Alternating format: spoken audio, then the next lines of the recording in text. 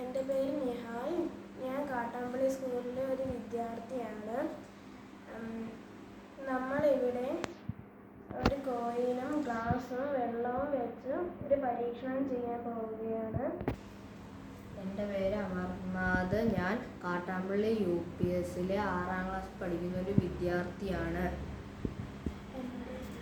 നമ്മൾ ഇന്നിവിടെ ചെയ്യാൻ പോകുന്നത് നാണയവും വെള്ളവും വച്ചുള്ളൊരു പരീക്ഷണമാണ്.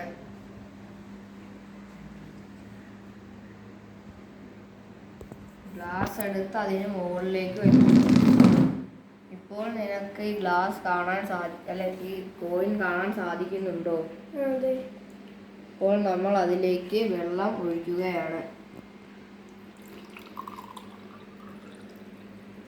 ഇപ്പോൾ നിനക്ക് ആ നാണയം കാണാൻ സാധിക്കുന്നുണ്ടോ? ഇല്ല.